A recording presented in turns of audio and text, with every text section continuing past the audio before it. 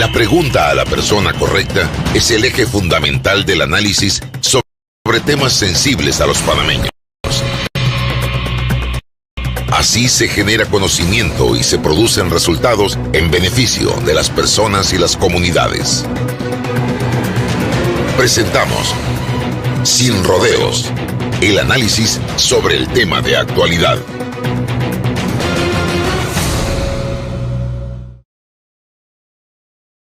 Bien, seguimos adelante.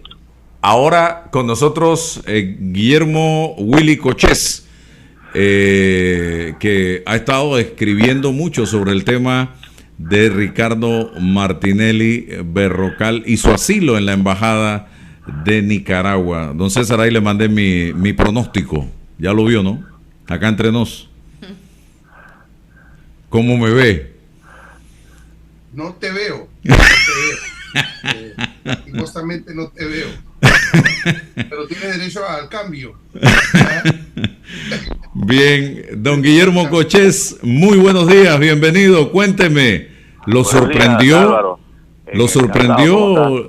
ese asilo de Ricardo Martinelli en la embajada de Daniel Ortega de Nicaragua? Bueno, por supuesto que sí. Había escuchado comentarios de José Raúl Mulino que quizás hizo privadamente que Ricardo Martinelli iría al Renacer, porque ahí es el lugar donde me imagino que lo iban a poner a cumplir su pena, quizás en la misma habitación, casa que tenía, que tuvo antes y que había sido donde albergó al general Noriega. Sin embargo, y que tú conociste cuando fuimos allá a entrevistar a Noriega, pero sin embargo sí me sorprendió que de repente quisiera irse a la embajada. Yo creo que él fue preparando eso con esos comentarios privados de Mulino, con eso de que acusar al presidente Cortizo, a su hermano y al vicepresidente Carrizo de que lo querían matar. Él fue creando una imagen de perseguido político para que permitiese justificar a Nicaragua que le diera el asilo, algo que ya debió haber sido conversado desde mucho tiempo atrás, porque esas son cosas que se hacen con tiempo, sobre todo por lo que media para el Estado que requiere que da el asilo, como es el caso de Nicaragua, que se ha convertido en una especie de mercado de asilados, no solamente vicepresidentes que están asilados allá como Mauricio Funes y Carlos Sánchez Serén de El Salvador, a quienes ya les ha dado la nacionalidad, sino también hasta de criminales que buscan refugio en Nicaragua, y esto se sabe que no es gratis, sobre todo para un país que tiene tanta crisis económica. Las noticias de los últimos días cuentan que Nicaragua, para reducir sus gastos en el servicio diplomático, está cerrando consulados. Por ejemplo, ahí leí que el consulado de Berlín ha sido trasladado a Austria, en Viena, porque me imagino que es reducción de costos. Igual debería pasar en la sede de la Embajada de Panamá, que está una periodista de embajadora que no conozco ni se ha proyectado públicamente, porque para los demás países definitivamente el gobierno de Nicaragua se ha convertido como en un paria a nivel internacional por la violación constante de los derechos humanos en ese país.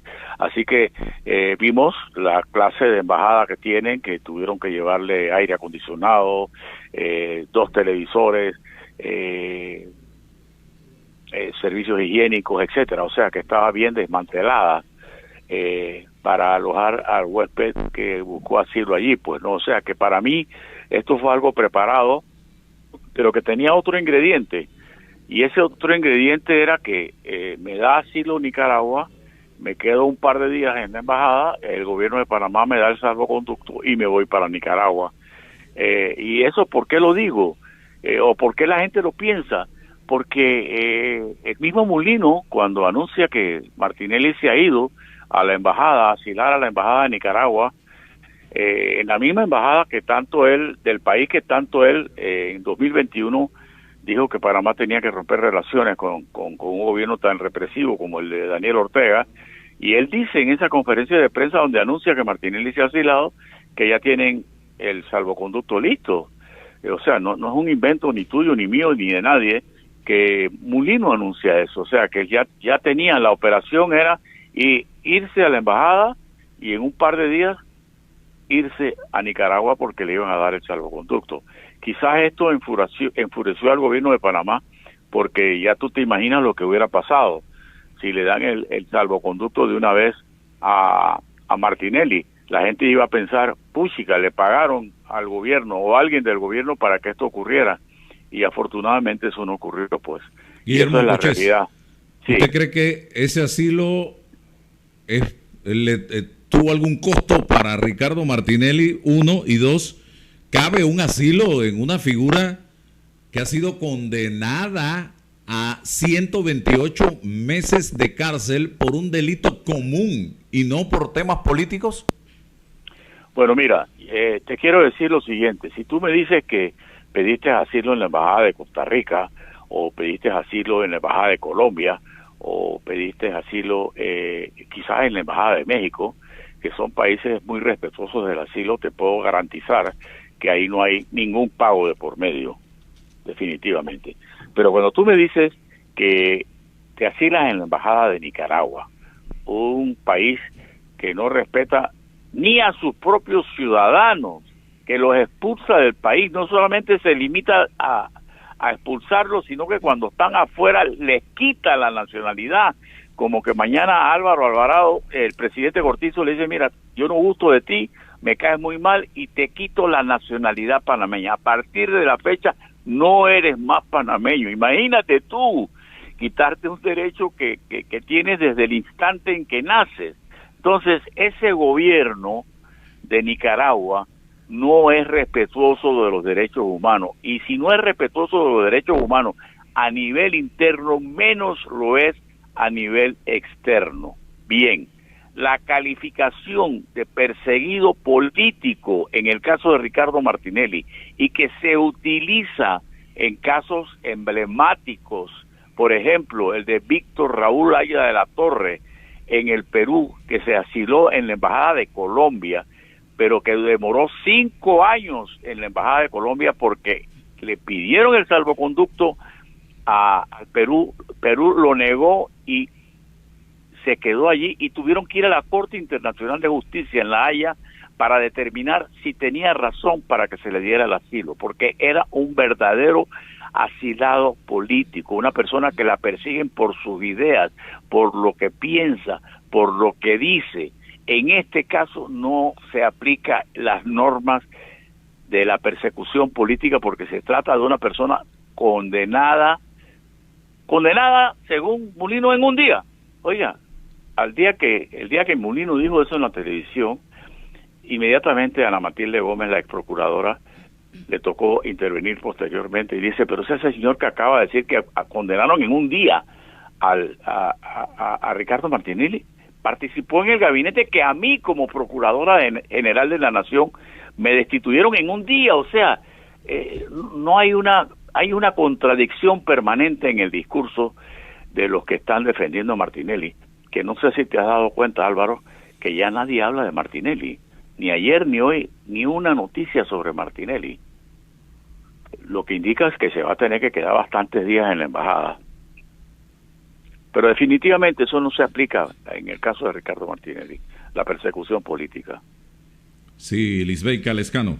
Buenos días, señor Cochés. Consulta. Para servirle. El gobierno panameño niega este asilo a Nicaragua de Ricardo Martinelli. ¿Qué acciones recomendaría usted seguir en este escenario? Y es que he leído algunas otras recomendaciones de otras personas que dicen, pero es que vamos a rompamos relaciones con Nicaragua. ¿Cuáles serían las consecuencias para Panamá de realizar esto? Bueno, yo no creo que en este momento se amerita romper relaciones, porque lo que va a ocurrir es que mientras él queda en la embajada como huésped, Panamá no puede llegar y sacar a Martinelli de ahí y llevarlo al Renacer. Yo lo que pienso que puede ocurrir es que el señor Martinelli está apostando a que quien gane las elecciones el próximo 5 de mayo y tome posesión el 1 de julio, una de sus primeras acciones será indultarlo para que no tenga que pasar más tiempo en la cárcel. Pero me dicen que las condiciones del Renacer quizás estas serían mejores que la situación que él vive en la Embajada de Nicaragua.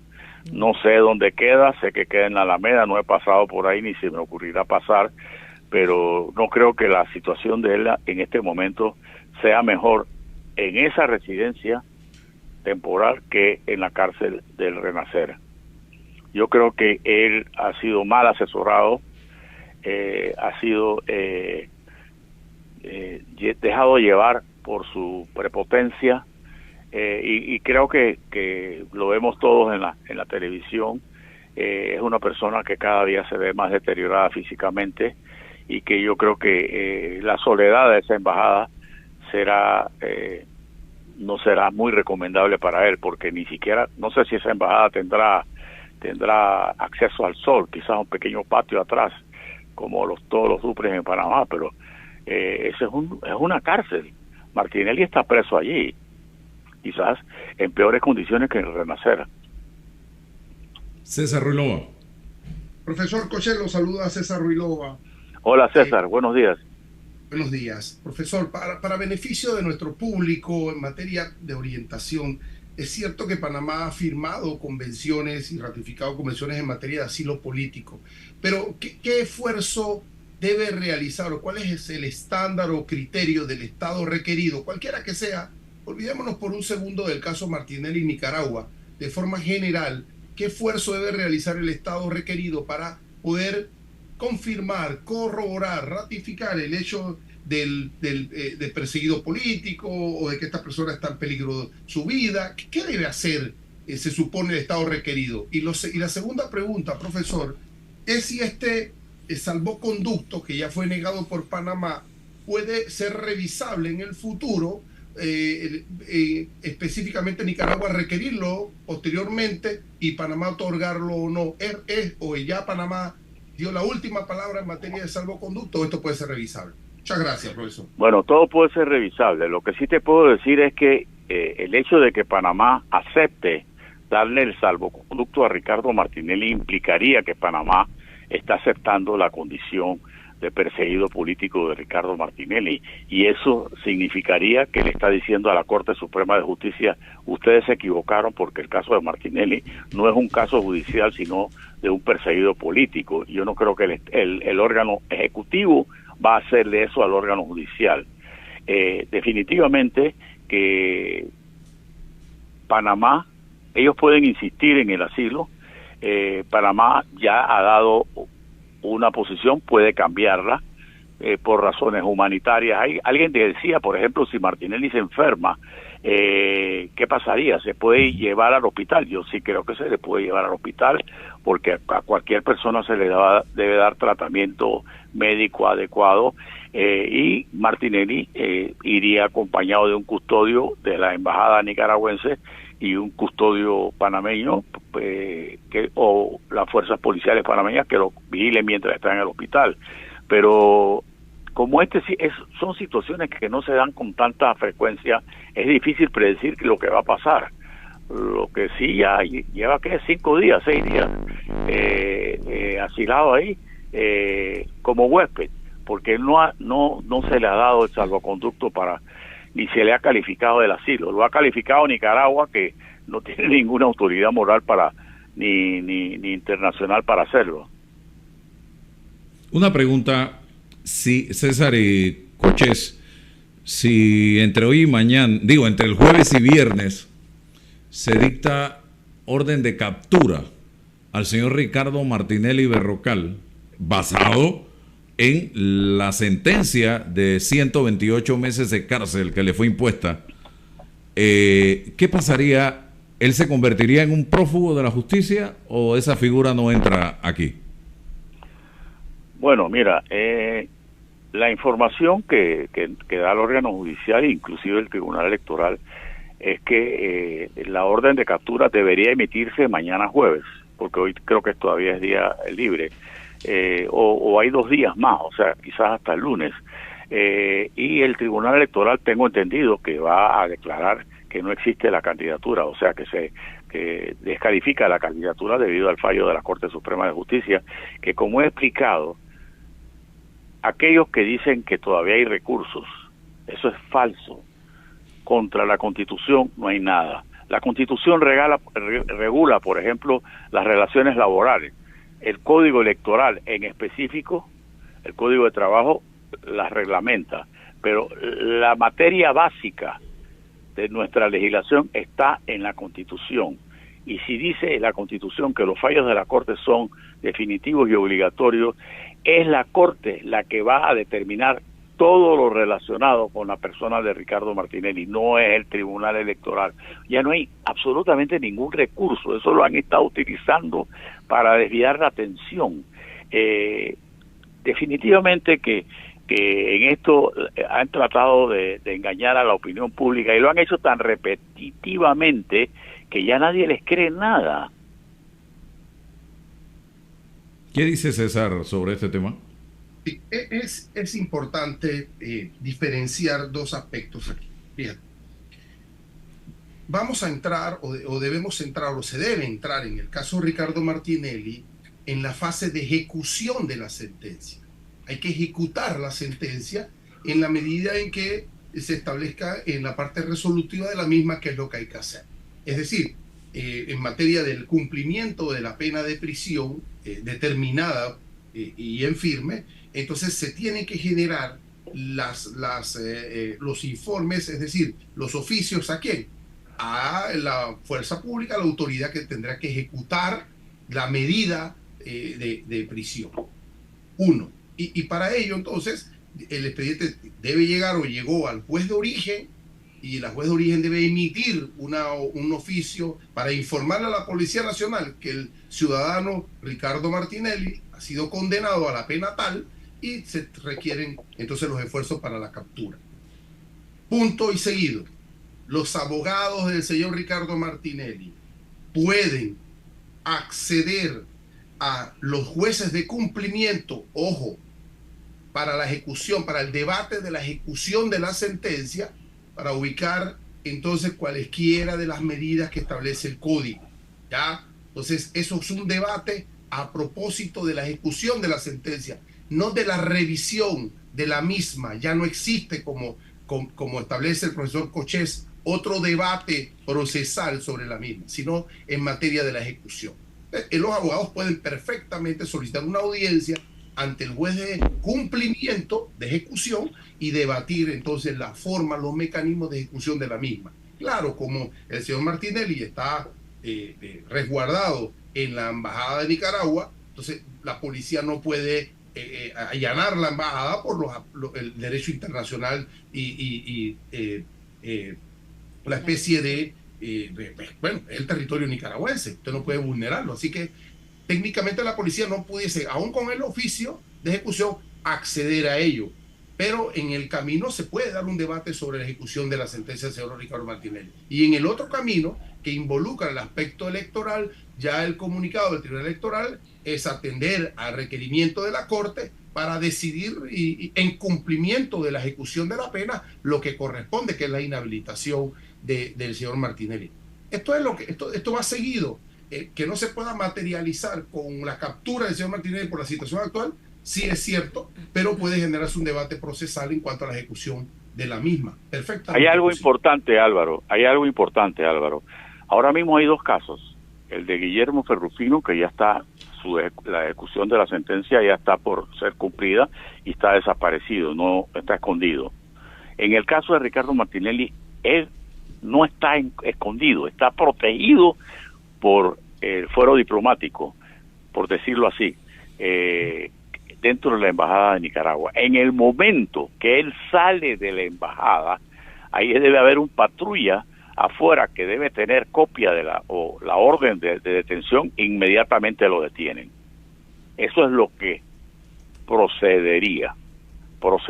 No sería de extrañar que, como ha sido su costumbre, y quizás se aburra dentro de la embajada, diga que tiene cáncer de próstata o que le ha dado un faracho o que tiene que hacerse una operación, aunque sea innecesaria la misma, y entonces prefiera cambiar el sitio de su reclusión de una embajada donde está asilado a un hospital. Quizás ahí se sentiría mejor, pero todas estas son cosas que, dada la personalidad de Ricardo Martinelli, pueden ocurrir. Pero repito, a diferencia de Ferrufino, que está en fuga, Martinelli no está en fuga, él está asilado.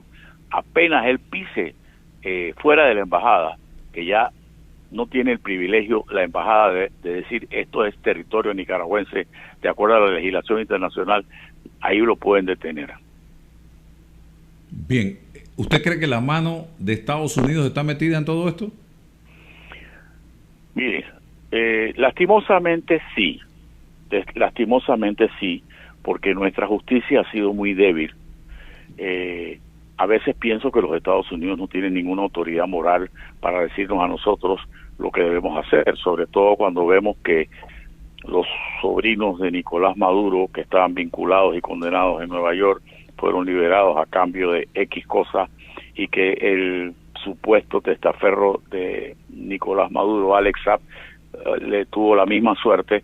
Pienso que ellos no tienen esa autoridad para decirnos qué es lo que es bueno o es malo.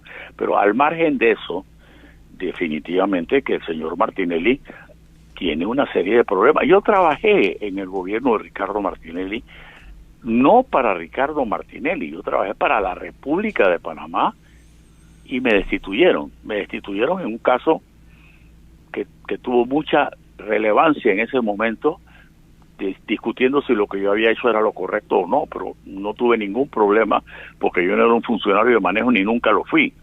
Sin embargo, yo sí creo que los Estados Unidos tiene un propósito, no solamente con Panamá, sino con todos los países centroamericanos. Miren los problemas que se han suscitado en Honduras con el presidente Juan Orlando Hernández, con el presidente y los hijos del presidente expresidente Porfirio Lobo, todos los esfuerzos que hacen los Estados Unidos para combatir la corrupción, que hay convenios internacionales.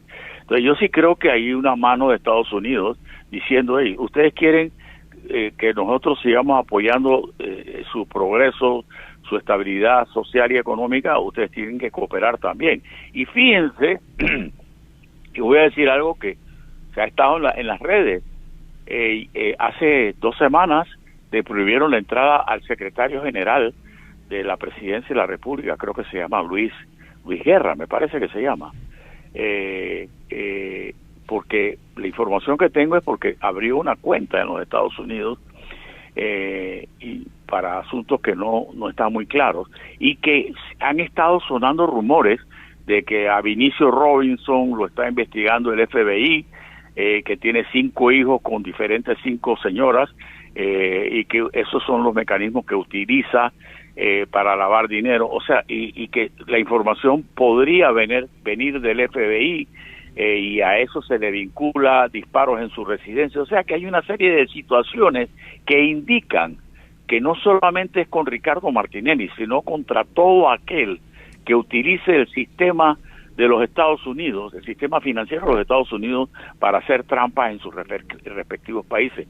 Yamatei de Guatemala apenas sale de la presidencia, inmediatamente lo ponen en la lista de corrupto significativo. Entonces yo creo que es una política de Estados Unidos frente a nuestros países que tenemos que admitir. La corrupción se ha ido de la mano de todo el mundo, y aquí ser corrupto es como tener un diploma para hacer lo que te da la gana, pues, ¿no? Entonces yo sí creo que la mano de Estados Unidos está en esto, y a veces la mano es la mano amiga, a veces la mano floja, pero bueno, es una realidad.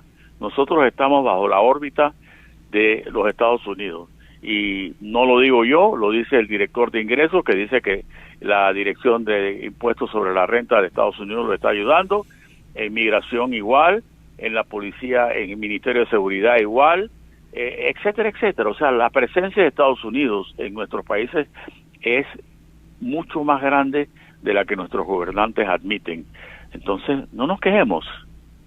No Bueno. estamos bajo la órbita comunista, estamos bajo la órbita de los Estados Unidos. Es una realidad. ¿Algún elemento adicional, César? Bueno, siento que en esta materia del caso New Business, la justicia hizo su trabajo desde su perspectiva, desde su rol. La justicia emitió una sentencia. Ahora, por la regla y la estructura del Estado panameño, no es el Poder Judicial el que debe ejecutar sus fallos. Eso le corresponde al Ejecutivo. Y le corresponde al Ejecutivo e involucra, por supuesto, al Ministerio de Seguridad, en este caso, involucra al Ministerio de Relaciones Exteriores por la circunstancia específica con Nicaragua, con la Convención Internacional sobre Asilos. Bueno, ahora donde se debe activar, aceitar el engranaje del Estado. Si estamos bajo el paraguas de los norteamericanos, sí o no, bueno, es un análisis que tendríamos que hacer, pero Panamá tiene necesariamente que empezar a articular. Mira, cedimos jurisdicción con el caso de Noriega, entregamos a Noriega, no estaban las condiciones del Estado para acometer un proceso, luego lo pudimos hacer, qué sé yo, pero bueno, ahora el siglo XXI, ya tenemos que proponernos institucionalmente tener los resortes, los mecanismos para esto, para que la justicia emita sus sentencias a tiempo, para que le permita a la gente dentro de la justicia debatir, contradecir el debido proceso, el Estado de Derecho, por supuesto que sí, pero una vez culminado esto, evitar estos subterfugios y que se garantice la ejecución de la misma en cualquier materia. Usted puede tener una sentencia y ponerla a la pared y no la puede ejecutar, no ha hecho absolutamente nada. Entonces, en materia de ejecución, cuando le corresponde a la administración pública acatar, que no nos pase como la mina, pues, entonces ya acatar los fallos de la Corte. Eso es un espacio de debate que tenemos que entregar, tenemos que debatir, hay que ejecutar las cosas. En este plano estamos, porque no puede pasar que se ejecuten para unos prontamente y rápidamente y para otros una élite del país histórica, como dice Gramsci o decía Gramsci, no se ejecuten. Bueno, tenemos que generar igualdades en todo sentido, en la justicia, en la económica, sociales, políticas. Es un reto fundamental y tenemos estos espacios para preguntarle a los candidatos, a los postulantes, a cualquiera de las posiciones de poder del Estado, ¿qué van a hacer a propósito de esto? ¿Cómo ejecutamos? ¿Cómo cerramos el círculo? Y entonces nos consideramos en el concierto internacional y en la legitimidad nacional un Estado serio, un Estado de Derecho y un Estado responsable. Esos son los retos, las preguntas, y con el liderazgo tenemos que confrontarlo para ver qué piensan hacer al respecto de esto. Bueno, gracias, don Guillermo Cochés. Gracias por participar en este informativo Noticias 180 Minutos con su opinión y su visión de la situación actual de Ricardo Martinelli asilado en la Embajada de Nicaragua. Muchas gracias por la invitación.